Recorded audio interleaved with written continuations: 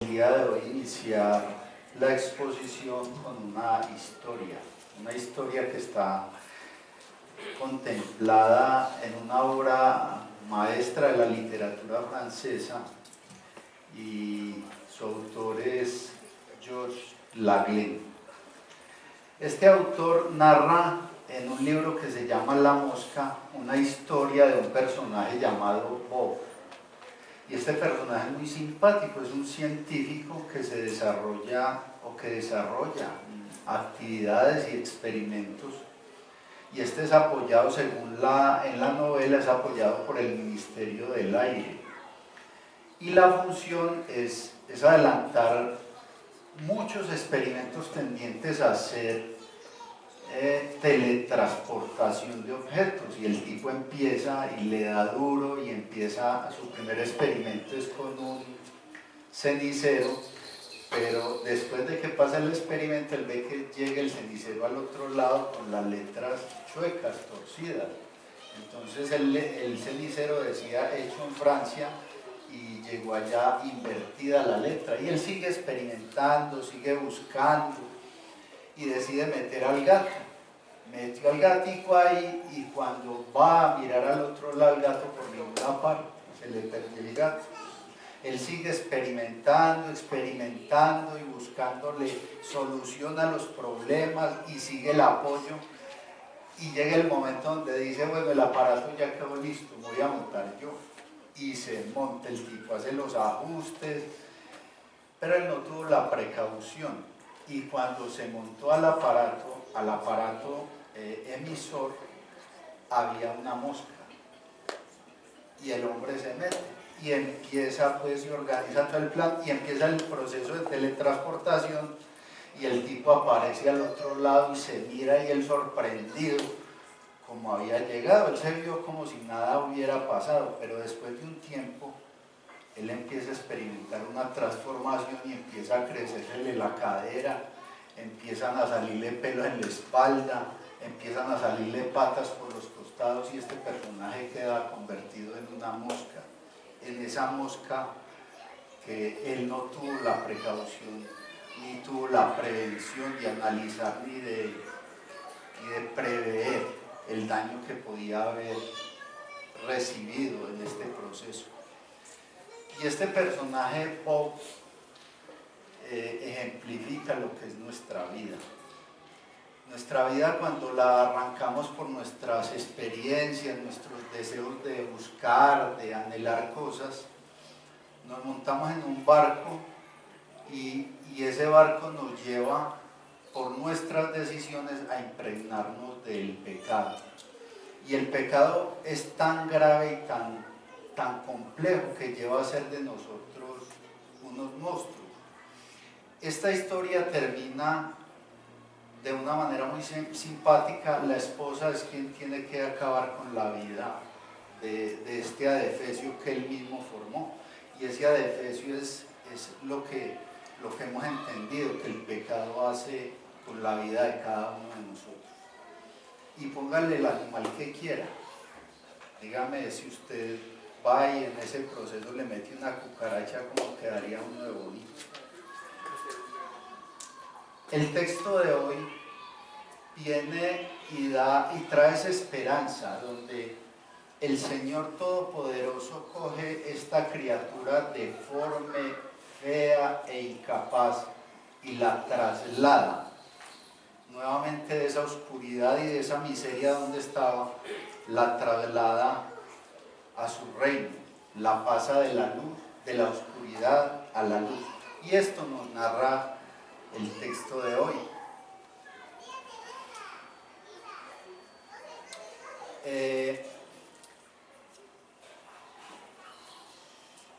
Nuestro texto dice así, vamos a leerlo, es Colosenses 1, del 21 al 23. Dice el texto: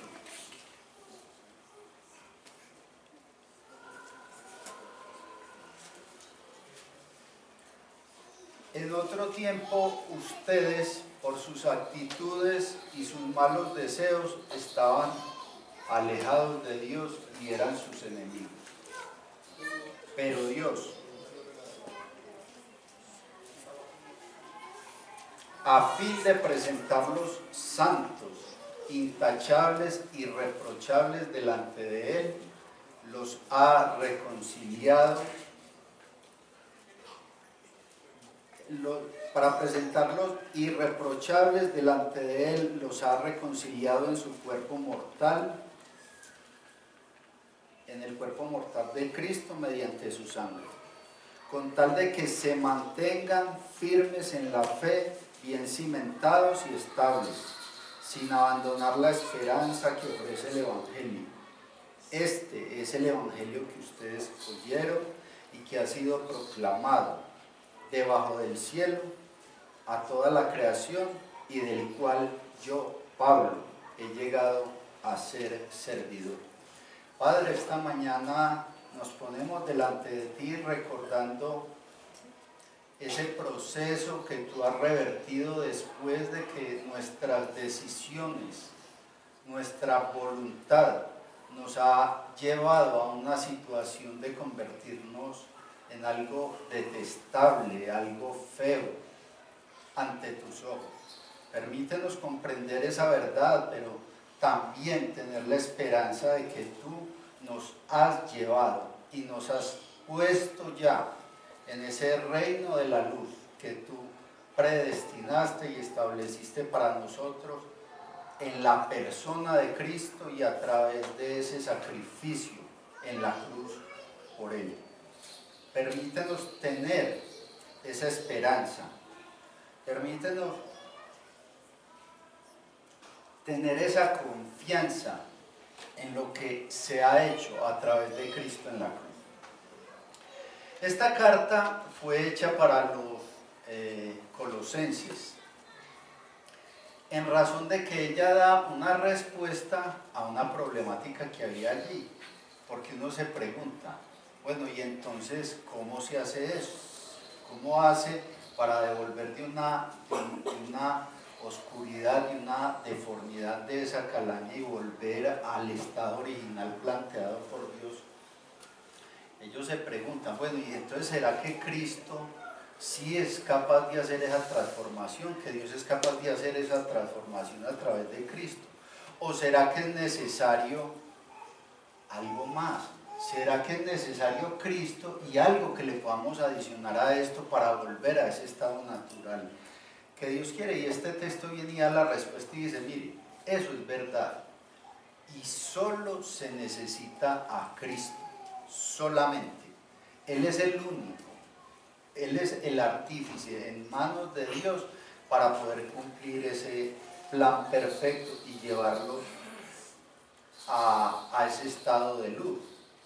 Pero ustedes que deben tener, conservar la esperanza en ese Evangelio y en esas buenas noticias. Por eso he titulado esta predicación, hermanos, mantengámonos firmes en la esperanza que trae el Evangelio. Pero ¿qué estaba pasando en Colosas? En Colosas era una ciudad pequeña, y ahí es donde Pablo da la respuesta a esta problemática. Una ciudad pequeña, como dice la gente, un adagio popular, ciudad pequeña, infierno grande. Entonces ahí se estaban uniendo varias doctrinas que estaban causando confusión en los creyentes, en los nuevos creyentes de Colosas, que de la iglesia, como vimos en predicaciones anteriores, que la había fundado Epafras, un discípulo de Pablo. Y entonces ahí estaban confluyendo, entonces venían falsos profetas y decían, no, pero es que Jesús es suficiente, pero tienen que vivir una vida adecuada, ustedes tienen que cumplir ciertos ritualismos. ¿Y ritualismos de qué? Ritualismos que traían los judíos llamados helénicos, que tenían mucha conexión con los paganos. Entonces empezaron a arrastrar tradiciones y a vivir esas tradiciones y a condicionar a los nuevos creyentes que aparte de Cristo se necesitaba algo más. Y entonces empiezan a navegar dos doctrinas contrarias, Cristo y algo más, y la gente empezó a vivir de esa manera y se empezaron a crear las confusiones. Esta carta trae respuesta a esto, pero Pablo, en la sabiduría que le da el Señor, dice, pero para nosotros entender qué es este proceso, vamos a conocer quién es el artífice de este proceso, y como vimos la semana pasada, pudimos ver la preeminencia de Cristo, su supremacía. ¿Quién es? Es la imagen del Dios invisible, es el artífice, el arquitecto de la creación.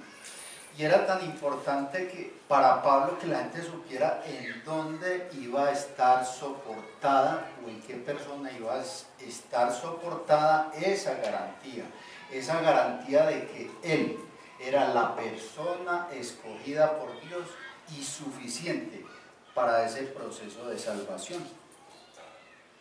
Pero el texto en la parte, después de que continúa el texto, también hace referencia a que uno debía hacerse servidor de ese evangelio que se ha escuchado, y Pablo dice, mire, yo me he hecho servidor de ese evangelio, de esas buenas noticias, para darlas a conocer. ¿A quién? A todas las naciones, para bendición de la iglesia.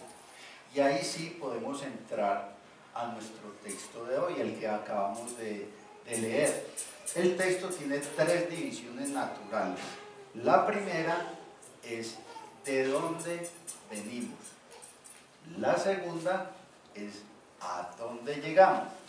Y la tercera, cómo se logra esto.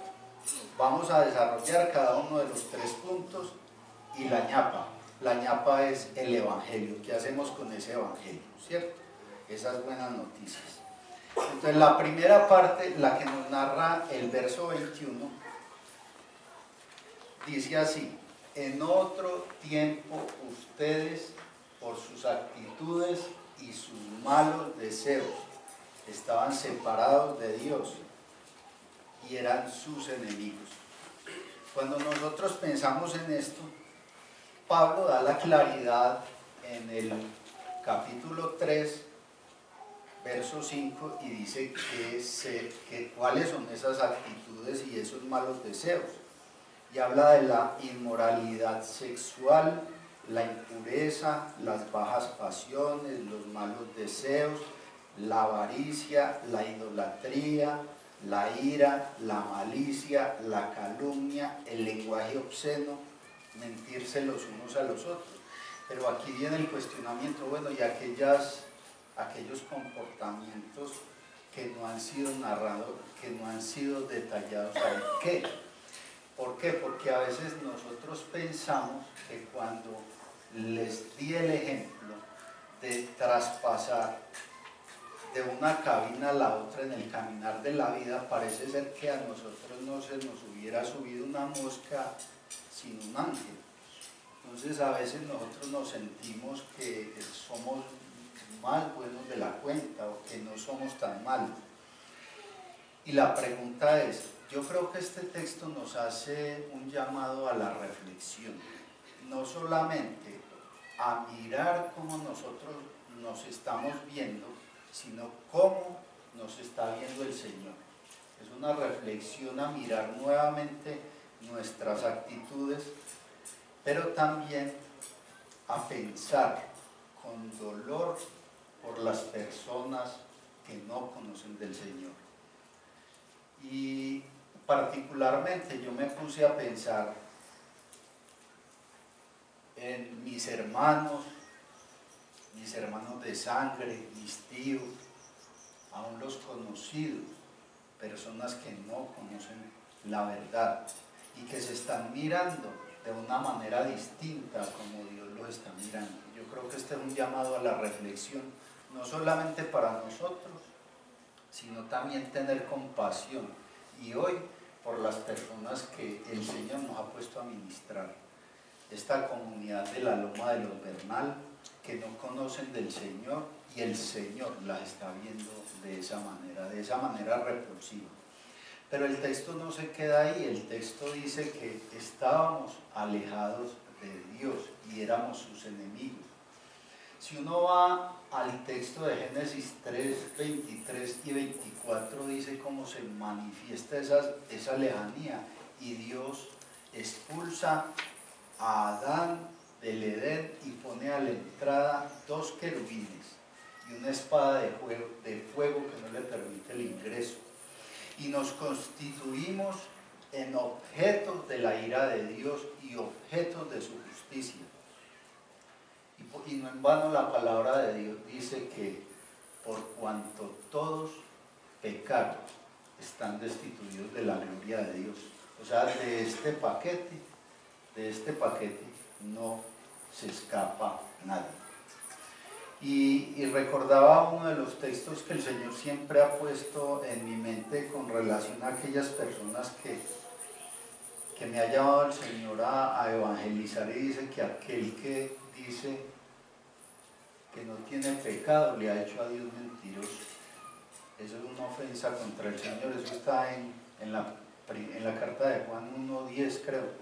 Dice que está en primera de Juan 1:10, que el que dice que no ha pecado le hace a Dios mentiroso. Y este texto nos invita a tener esa reflexión y esa compasión, esa misma compasión que tuvo el Señor, que al mirarnos de esa manera tan desagradable, Él en su soberanía tomó la persona de Cristo y en Él hacer ese traslado. Y esto es lo que nos da pie a hablar de nuestro segundo punto. Y este texto es la esperanza que podemos tener. Dice que Dios en Cristo nos trasladó de la oscuridad a la luz. Y dice nuestro segundo punto, entonces, ¿dónde estamos? Y dice el texto claramente: pero Dios, para presentarnos santos, intachables e irreprochables delante de Él, nos reconcilió en la persona mortal de Cristo mediante su muerte. Y aquí es bueno recordar, y por eso les dije que es tan importante saber cuál es nuestra condición y cómo nos ve Dios, porque si nosotros le restamos importancia a nuestra condición repulsable para Dios, no va a tener sentido lo que Él hizo y a través de quién lo hizo. Entonces, ¿qué nos está diciendo? Que Dios, en su autoridad y su soberanía, tomó la decisión de cogernos como quien sale de un pantano sucio, desagradable y maloliente, tomarlo en Cristo y trasladarlo, pasarlo de ahí a la luz, con 2 garantías. Primero, que eso lo hace a través de Cristo, como en la cruz. ¿Y cómo lo hace? Colocando todo ese pantano, como dice la palabra, colocando en la cruz esa acta, toda esa suciedad que te acusaba, el Señor la ha puesto en la cruz de Cristo. Pero también el texto nos trae la esperanza, no solo que Dios lo hizo por su soberanía, por su voluntad y por su gracia, sino que nos recuerda lo que el libro de Isaías dice, cómo se hizo y en quién se hizo, en la persona de Cristo. Y es bueno recordar esto, que se hizo, como nos lo narra Isaías 53, ciertamente Él cargó con nuestras enfermedades y soportó nuestros dolores, pero nosotros lo consideramos herido, golpeado por Dios, humillado. Él fue traspasado por nuestras rebeliones y molido por nuestras iniquidades. Sobre Él recayó el castigo, precio de nuestra paz. Y gracias a sus heridas fuimos sanados. Todos andábamos perdidos como ovejas. Cada uno seguía su propio camino, pero el Señor hizo recaer sobre él la iniquidad de todos nosotros, maltratado, humillado, ni siquiera abrió su boca. Como cordero fue llevado al matadero, como oveja enmudeció ante su trasquilador, y ni siquiera abrió su boca. No fue cualquier muerte la que pagó por nuestra suciedad, fue la muerte de Cristo, del Hijo de Dios. Y esa muerte nos lleva a recordar qué fue lo que hizo, a restablecer esa enemistad que teníamos con Dios. Por eso dice el verso, nos dice el capítulo 1 que en Dios, en Jesús, fueron reconciliadas todas las cosas, las que hay en el cielo y en la tierra.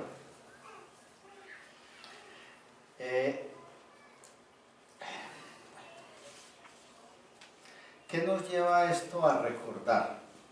A recordar que la tarea fue hecha por Dios en su soberanía, en la persona de Cristo, colocando esa acta que había en contra de nosotros. Pero también nos lleva a recordar que, como dice Efesios 5,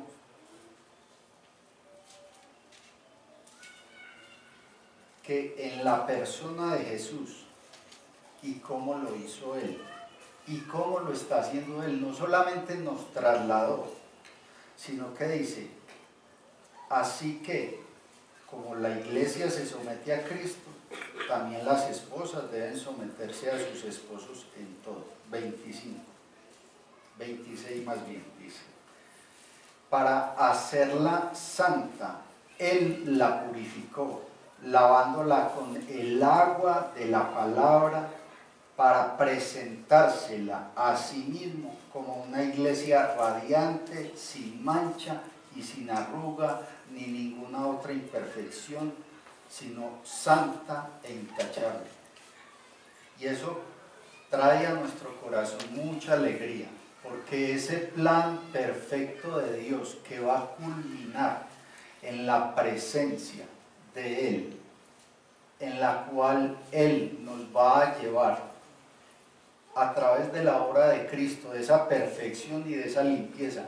Y yo se las pongo con un ejemplo sencillo. Ustedes recuerdan los que van de pronto o han ido a esos pantanos y se meten y disfrutan, que dentro de las tantas cosas traen un poquitito.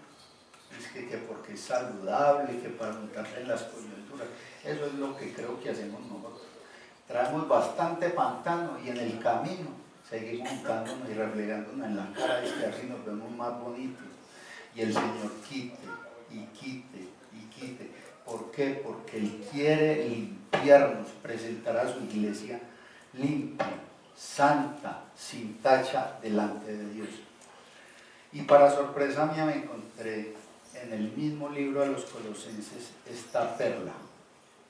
Y dice, ustedes han muerto y su vida está escondida con Dios, con Cristo en Dios. Cuando Cristo, que es la vida de ustedes, se manifieste, ustedes también serán manifestados con Él en gloria. Nosotros en este momento estamos abrigados, protegidos por la persona de Cristo ante Dios.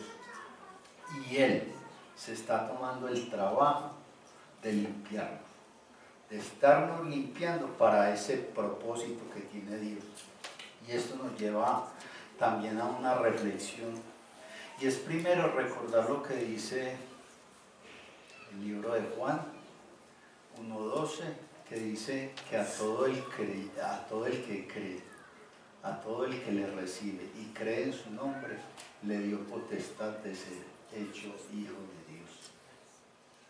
Y esa es una esperanza para todos nosotros, el poder recordar que somos hijos, pero también se demanda de nosotros obediencia, nos demanda estar fortalecidos en la fe y seguir caminando. Pero también, como les dije, hay una esperanza para aquellas personas que son nuestros familiares, nuestros amigos, toda esta comunidad. Y es poder recordar, como dice Juan, como dice el Señor en el Evangelio de Juan, que hay otras ovejas que no hacen parte del rebaño, pero que el Señor las va a traer porque van a ser parte del rebaño y va a haber un solo pastor para todo el rebaño. Y esa es una bendición. Y eso nos motiva a poner en el corazón con dolor y estar orando por todos nuestros familiares, nuestros amigos y por estas personas que el Señor nos ha puesto aquí como siervos suyos en la loma de los Bernales, pensando que toda esta gente está necesitando de su amor y su misericordia. Y como dice la palabra de Dios, poder entender que todas estas personas están caminando, incluyendo nuestros familiares, que no conocen del Señor, sin Dios.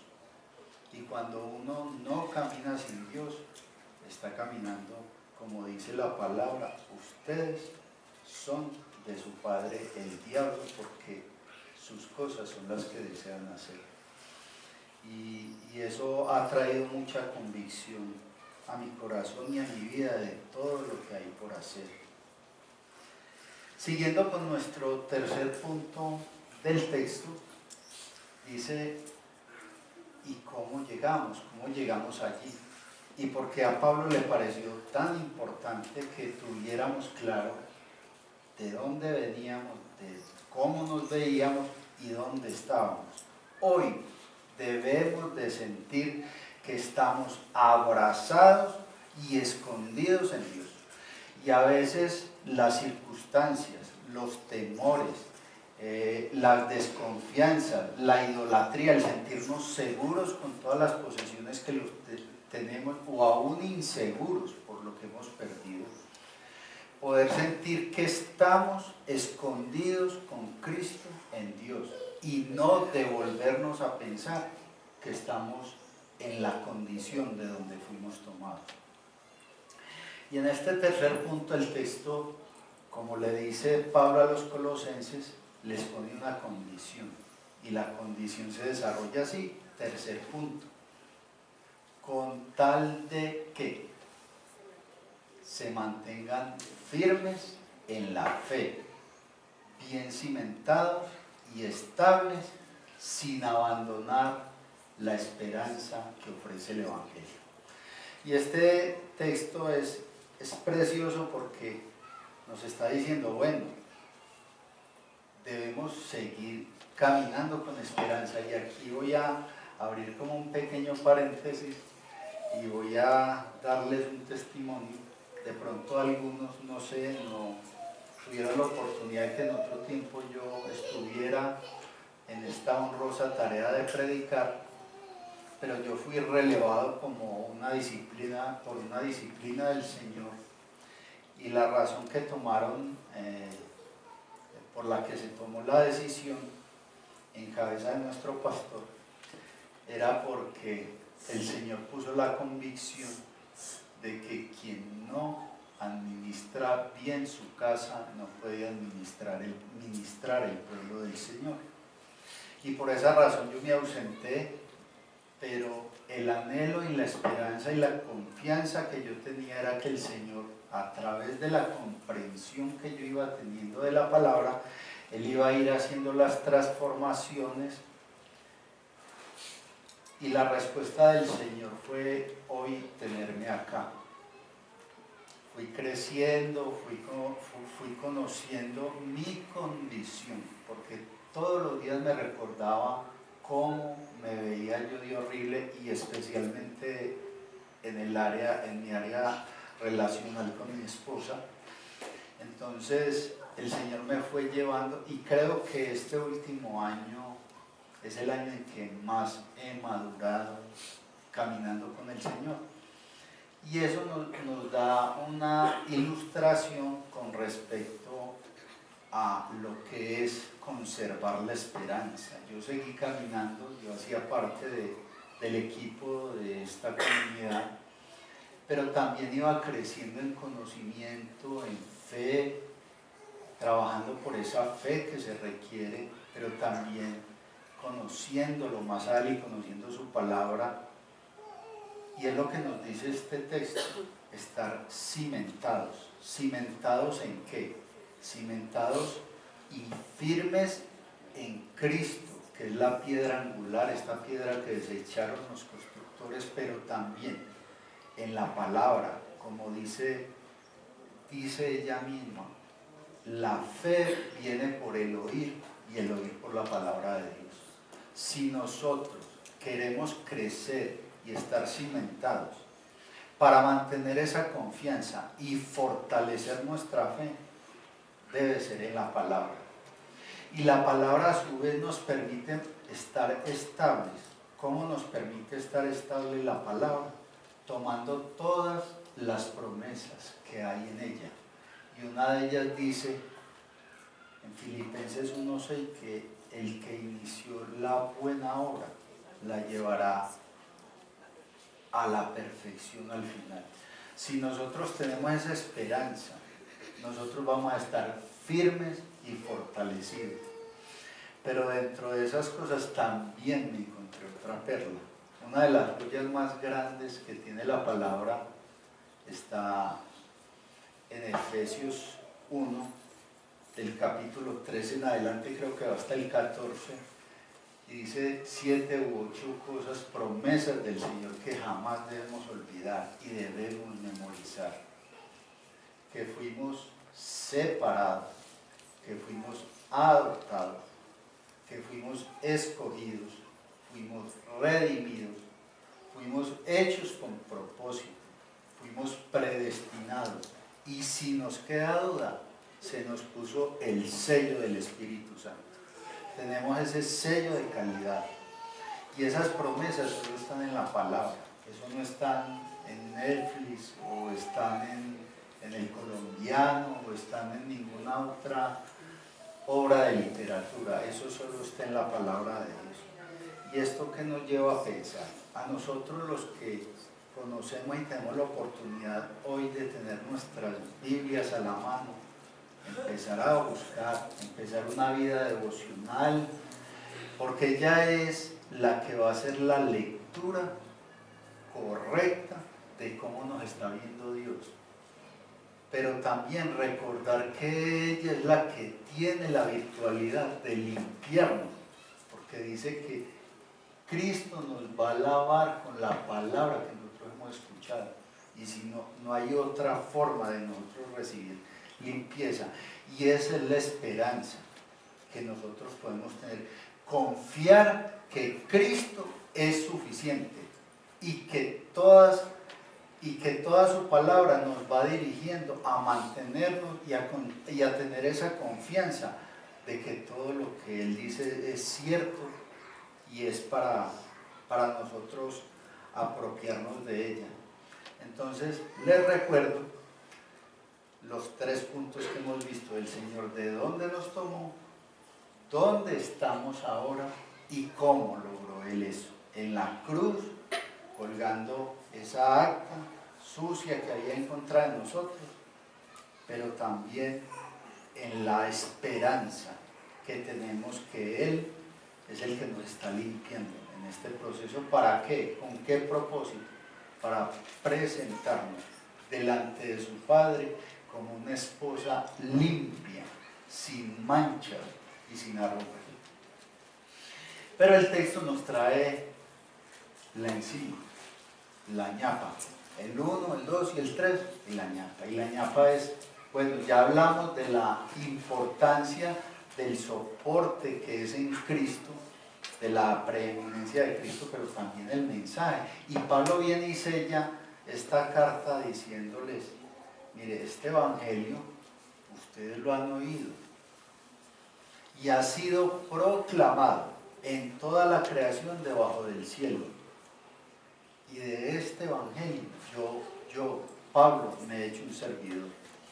Y es una muy bella forma de terminar un relato donde dice, mire, este evangelio, estas buenas noticias, ustedes ya las escucharon. Entonces uno me preguntaría, bueno, ¿y qué hago yo con esto? ¿Qué es la importancia de haber escuchado? El Señor nos dice, mire, hay que dar buena batalla por la fe y por lo que se cree. O sea, hay que hacer buena defensa. Y el Señor hace ciertas aseveraciones y Él dice, si alguien llega como llegó a la iglesia de Colosas, gente con una información distinta, ni siquiera le digan bienvenido. El Señor que nos está diciendo, cuídense de lo que están oyendo, cuídense de esos cuentos raros. Pero además de eso nos dice, como lo decía Pablo, este evangelio ha sido y va a ser proclamado a toda la creación, que no está diciendo el Señor, vuelve y nos incluye y dice, mire, todas esas personas que usted ve alrededor pueden ser sujetos de mi llamado. ¿Por qué? Porque yo estoy a la puerta y llamo. Roguemos porque todas estas personas oigan el llamado del Señor. Y clamemos porque nuestros familiares, porque nuestros vecinos, nuestros amigos, oigan el llamado. Yo estoy a la puerta y llamo. Él sigue llamando. Conservemos esa esperanza.